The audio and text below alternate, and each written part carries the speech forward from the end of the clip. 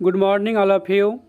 आज की क्लास में हम लोग chemistry 12th lesson 2 billion chapter यानी सोल्यूशन को महत्वपूर्ण ऑब्जेक्टिव क्वेश्चन देखेंगे, जिसका प्रथम क्वेश्चन आपको आ जाता है बिलियन के अनुसंख गुण होते हैं। तो अनुसंख गुण उस गुण को बोलते हैं जो कणों की संख्या पर निर्भर करता है, उसकी प्रकृति से स्वतंत्र होता है। किसी भी तनु बिलियन का 4 अनुसंख गुण होता है: हिमांक का अवनमन, वाष्पदाब का अपेक्षिक अवनमन, क्वथनांक का उन्नयन और प्रसरणी दाब। तो इसके अनुसार से हम लोग का जो आंसर होगा वह डी नंबर होगा। इसमें चारों आंसर हैं, तीनों हैं तो चौथा आंसर हो जाएगा। दूसरा क्वेश्चन है कि बर्फ में नमक मिला देने पर बर्फ का ताप 0 डिग्री सी से कम हो जाता है, तो इसका क्या कारण है? तो जैसे देखिए इसमें कहा है कि जो ताप है 0 डिग्री से कम गया है, तो कमना मतलब अवनमन होता है, तो इसमें अवनमन संबंधित एक ही उत्तर है, तो हिमांक का अवनमन।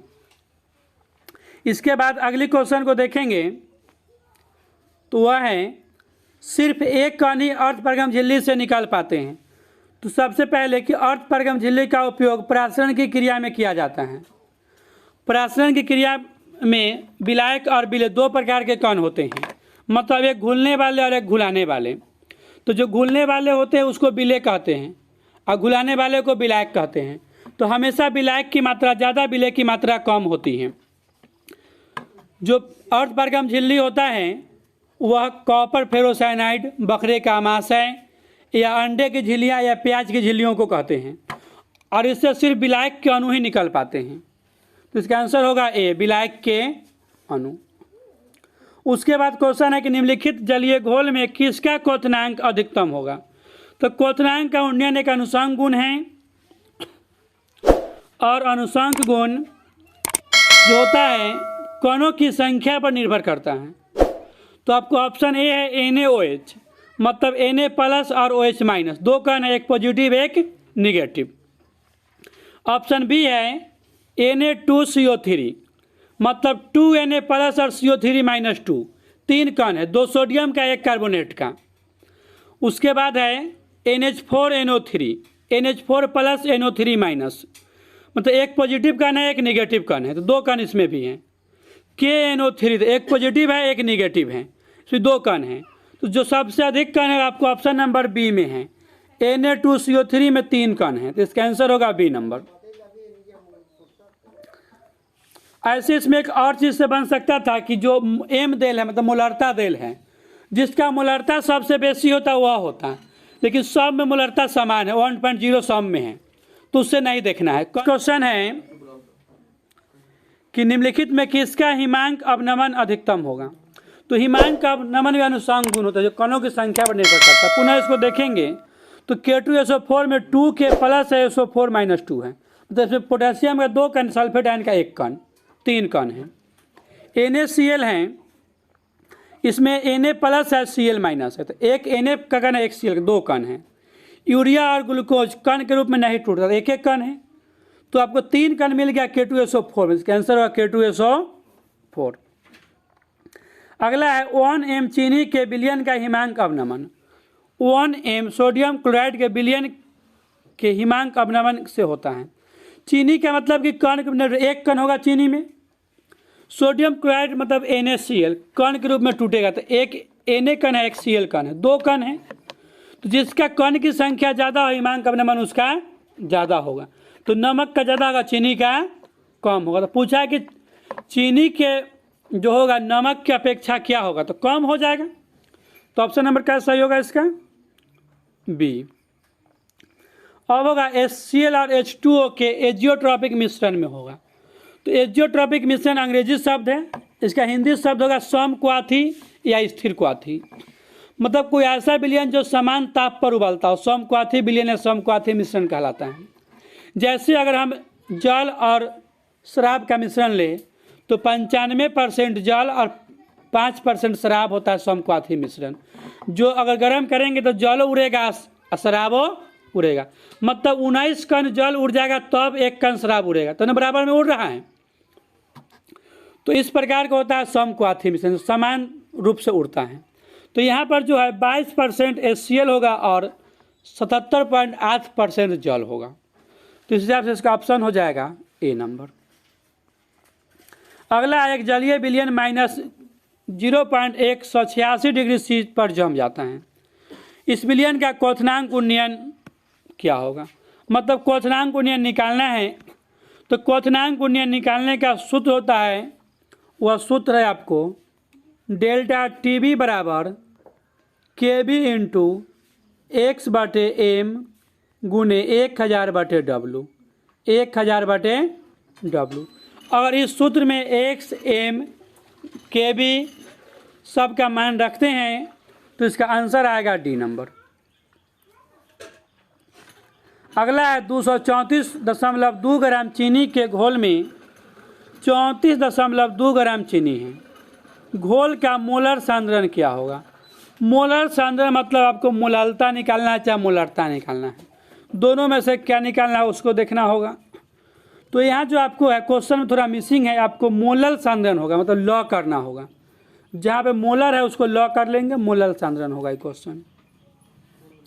मोलर सांद्रण मतलब मोलरता निकालना, मोलरता निकालता है वह सूत्र है एक्स बटे एम गुने 1000 बटे डब्लू। इसमें आपको एक्स दिए गए 34.2 ग्राम, एम निकालेंगे चीनी के घोल का 342 होगा, जब डब्लू निकालेंगे तो 234 में 34.2 घटा देंगे तो 200 आएगा। सब का अगर मान रखते तो इसका आंसर आएगा 0.5। इसके बाद अगला क्वेश्चन है आपको कि विलयन के वाष्पदाब का अपेक्षिक अवनमन होता है विलयन में उपस्थित डैश के। तो यह थ्योरी से है और यह राउल्ट के नियम से है, उसके मोल प्रभाज के समानुपाती होता है। यह मोल प्रभाज के बराबर कर सकते हैं स्थिरांक दे देंगे तो। विलयन का हिमांक शुद्ध द्रव के हिमांक से, विलयन मतलब जल में चिन्ह, अशुद्ध द्रव मतलब जल, शुद्ध द्रव मतलब जल। तो देखते होंगे समानतः कश्मीर उश्मीर में फिल्म में दिखाता है कि कश्मीर के सड़कों पे नमक का छिड़काव किया जाता है, जिस वहाँ पे जमा हुआ बर्फ पिघल के हटने लगता है। तो जो विलयन होता है उसका हिमांक विलायक की अपेक्षा अधिक होता है, विलायक की अपेक्षा अधिक होता है, अधिक ताप पर जाके वो गलेगा। मतलब विलयन जो आपको है 5 पर जम रहा है तो विलायक उससे ऊपरे जमेगा, अगर जल होगा तो 5 पर नहीं जमेगा वो। इसको अगर फिर से समझें तो क्वेश्चन है कि विलयन का हिमांक शुद्ध द्रव के हिमांक से कम है कि अधिक है कि बराबर है। तो सिंपल से समझे कि जल को मान लेते हैं द्रव, तो जल 0 डिग्री सी पर जम जाता है और जल में नमक डाल देते हैं तो 0 डिग्री सी से नीचे जमेगा, -5 पर जाके जमेगा। इसी वजह से कश्मीर के सड़कों पे नमक छीटा जाता है कि नीचे जाके ना बर्फ़ जमेगा तो बर्फ़ पिघल के हट जाएगा। तो इसके अकॉर्डिंग आंसर देख रहे हो, जो विलयन का हिमांक होगा शुद्ध द्रव के हिमांक से कम होगा, क्या कि 0 से कम -5 है, क्या 0 से कम -5 है। तो इसका आंसर क्या होगा? बी होगा। विलायक के 100 ग्राम में किसी पदार्थ का 1 मोल घोलने में क्वथनांक में जो 1000 है, विलायक के 1000 ग्राम में किसी पदार्थ का 1 मोल घोलने से क्वथनांक में जो वृद्धि होती है उसे विलायक का क्या कहते हैं? उसको कहते हैं मोलल उन्नयन स्थिरांक, मोलल उन्नयन स्थिरांक। अगला है कि एक घोल जिसका प्रासरण दाब 300 केल्विन ताप पर 0.0821 वायुमंडल है, इस घोल का सांद्रण क्या होगा? सांद्रण मतलब आपसे सी निकालने को कहता है। सूत्र क्या लगेगा इसमें? तो P बराबर CRT, P बराबर CRT। सी निकालना है तो क्या सूत्र होगा? P बराबर RT हो जाएगा, P बराबर RT हो जाएगा। आपको P दिया गया, P दिया गया है 0.0821, आर का मान भी इतना ही होता है और टी मतलब तापक्रम 300 केल्विन देल है। तो 0.0821 बटे 0.0821 गुने 300, इसको सब पूरा कट जाएगा तो 1/300 मतलब 0.03 आंसर होगा, जो किसी भी ऑप्शन में नहीं है। तो इसके हिसाब से ऑप्शन डी को आंसर करेंगे और 3 को 0 बना देंगे, 0.003 m ऑप्शन डी। निम्नलिखित में कौन तापमान के द्वारा प्रभावित नहीं होता है? तो जो मूललता होती है तापक्रम से स्वतंत्र होती है, तो मूललता तापक्रम से प्रभावित नहीं होगी। मूलरता जो होती है, मूलरता ए नंबर जो है आपको, यह तापक्रम के समानुपाती होती है, तापक्रम के समानुपाती होती है, तो यह तो निर्भर कर जाएगी। मूललता स्वतंत्र है। विलयन के कौन सा अनुषंग गुणधर्म नहीं है? तो हम लोग पहले क्वेश्चन में चर्चा किए थे, अनुषंग गुण 4 गो होता था। उस चारों को देखे तब प्रकाशीय क्रियाशीलता इसमें नहीं है। कैसे प्रसरणी दाब छोड़ दिया है, तो प्रकाशीय क्रियाशीलता इसका आंसर होगा। पहाड़ों पर जल का क्वथनांक कम हो जाता है क्योंकि वहाँ पे ऐसा क्या है? तो जो पहाड़ है सामान्यतः ऊंचाई पर होता है। अब जैसे जैसे ऊंचाई पर चढ़ते हैं वायुमंडल का दाब कम होते चल जाता है, तो वहाँ पे वायुमंडलीय दाब क्या हो जाएगा? कम जाएगा। हवा का प्रभाव कमता है, वायुमंडल दाब कमते चल जाता है। प्रसरण दाब किस सूत्र से ज्ञात होगा? यह न्यूमेरिकल में उपयोग भी किए थे, P बराबर CRT। इसको एक प्रकार से और लिखा जा सकता है, वह है PV बराबर NRT। PV बराबर NRT, इसी का रूप होता है PV बराबर NRT, छोटा n होता है। आदर्श विलयन का निम्न में कौन सा गुण होता है? जो आदर्श विलयन होते हैं और राउल्ट के नियम का फॉलो करते हैं, तो इसका उत्तर होगा राउल्ट के नियम का पालन करता है। ऑप्शन ए सही होगा। नेक्स्ट क्वेश्चन आपको है,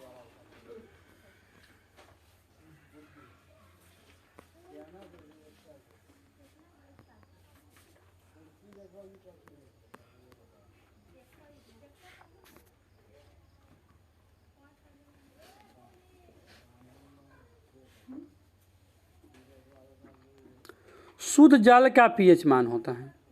देखिए पीएच एक स्केल होती है और पीएच स्केल पर 0 से 14 तक मान अंकित रहता है। अगर किसी विलयन के पीएच का मान 7 से कम होता है तो वह विलयन अम्लीय होती है।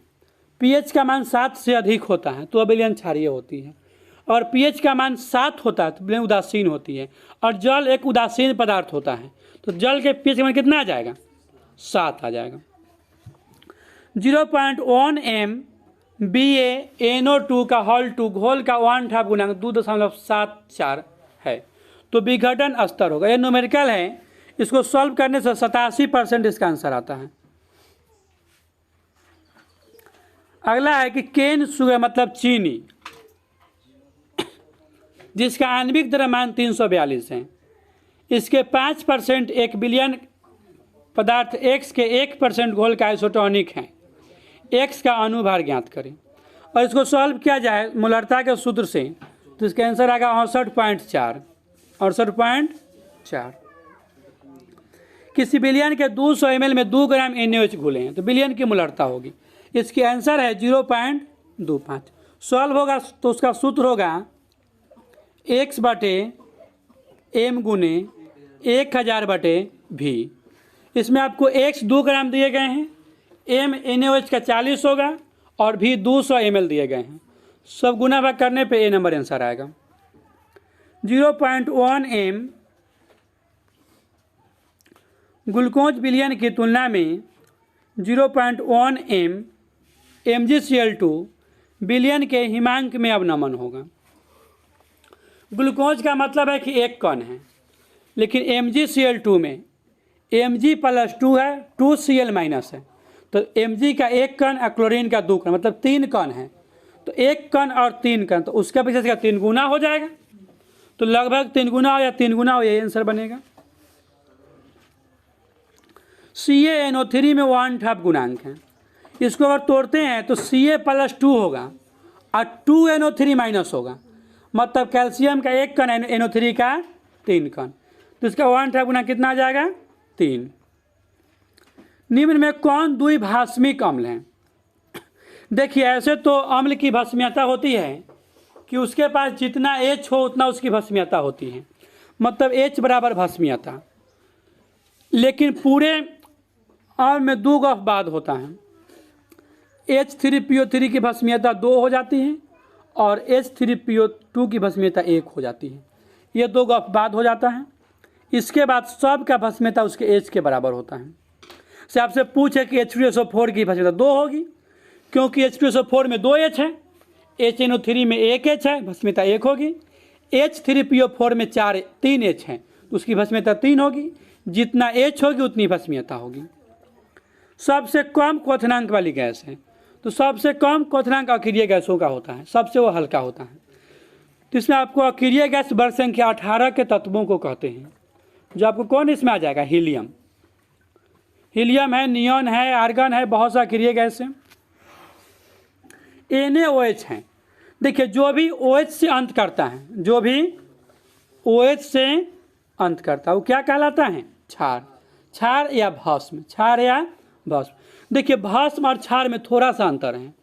अगर कोई भस्म जल में घुल जाता है तो क्षार कहलाएगा, और जल में नहीं घुलता है तो क्षार नहीं कहलाएगा। इसका मतलब है कि सभी भस्म क्षार नहीं होते हैं, लेकिन सभी क्षार भस्म होते हैं, सभी क्षार भस्म होते हैं। 3 का संकेत है, ये आपको याद करना होगा। 3 का संकेत SN होता है। इसके बाद TN किसी का संकेत नहीं है, TI टाइटेनियम का संकेत है और FE लोहा का संकेत है। साधारण नमक का सूत्र है, मतलब सोडियम क्लोराइड जिसको हम लोग खाते हैं, इसका सूत्र NaCl है। KCl को पोटेशियम क्लोराइड पढ़ते हैं, NaOH को क्षार पढ़ते हैं, कास्टिक सोडा। KClO3 को पोटेशियम पर क्लोराइड पढ़ते हैं, और KClO3 से ही बड़े पैमाने पर ऑक्सीजन तैयार किया जाता है। ये ऑक्सीजन तैयार करने का महत्वपूर्ण पदार्थ होता है। NaOH साबुन तैयार करने वाला पदार्थ होता है, NaOH से साबुन तैयार होता है, क्योंकि साबुन में खुद एक क्षार होता है। नल जल का सूत्र है, मतलब जल का सूत्र पूछा तो H2O होता है जल का सूत्र। इसका ऑप्शन डी है D2O। D2O भारी जल का सूत्र होता है।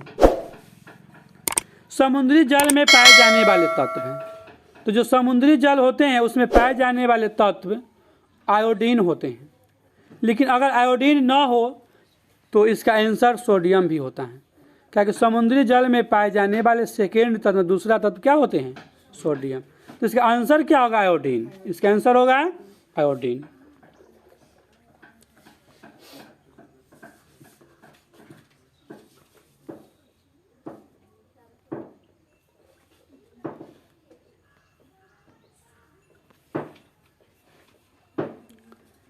इसके बाद 32 नंबर क्वेश्चन है, निम्नलिखित में सबसे कम भास्मिक है।